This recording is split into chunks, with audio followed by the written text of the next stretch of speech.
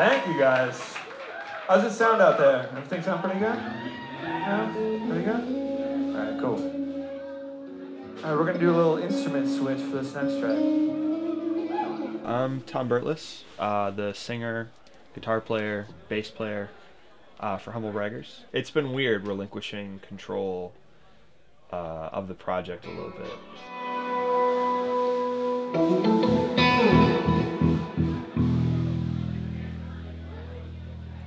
Yeah! Drink up! It's weird, like, being in a band is very much like being in a relationship. Because it is. I mean, you're with these people a lot. I mean, we see each other multiple times a week at least. And you have to be friends. You have to work together, and you have to work through disagreements a lot. This band has been unlike a lot of other projects that I've been in. It hasn't been dramatic in any way, and I think part of that has to do with how I've kind of presented it to the people that play in the project. Up until this newest iteration, basically. I had written all the music. I'd written and recorded everything, just except for drums.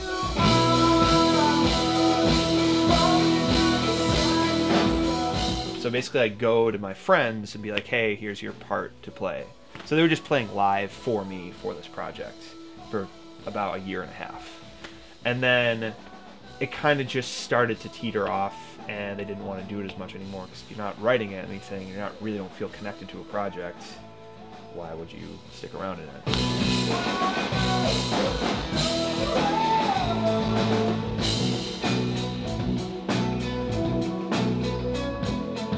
Bryan and Matt came on board.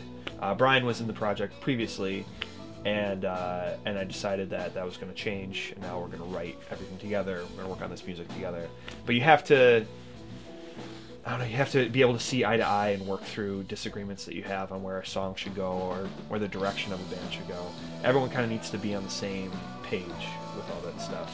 And that can be challenging, like a relationship can. Since the switch over to the 3-piece from the 5-piece, it's been so much simpler. It's a lot easier. I would have said before, God, trying to get the 5 of us in a room like once a week was nightmarish. But now with the 3 of them, I think we all equally care about it and want it to go somewhere.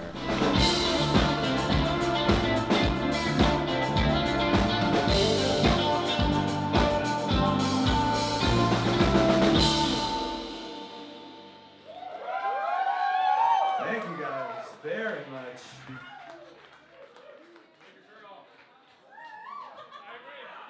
No, I'm gonna take my shirt off. Success for me is like it's always staged out in certain degrees. Like when I was 17, my idea of like feeling successful about being a band would be like playing a packed house at Mohawk. And that kind of happened last weekend, so it's like, all right, cool. And so it's like elevated. I don't ever want to set crazy, unrealistic expectations like by the end of this year that we're going to be in like Coachella and Lollapalooza and like every major festival. That would probably be my tier of success if we started getting, I think I'd feel like this is really hitting, going somewhere if by the end of the year or the start of next year we got asked to join a tour. Like a popular indie band going on tour asked us to be their opener or something along those lines. I would say that would be the next pinnacle of success. After that would be like playing festivals or doing that stuff, playing Saturday Night Live, playing Jimmy Kimmel, that kind of stuff. I think it's all tiered out though. At least it's always how it's been in my head. It's like you hit this, all right, now it's time to the next one.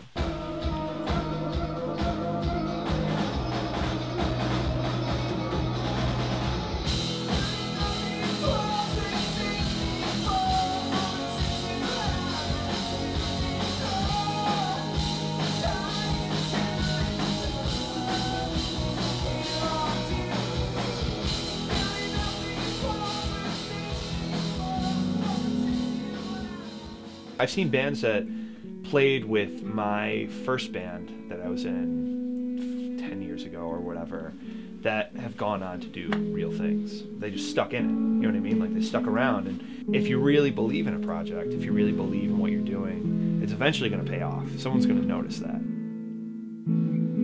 bands teeter out after a year because it's not going as quick as they want it to, or they're not working hard enough to get there. And I think if you're a realistic person who can recognize those things, you will go somewhere.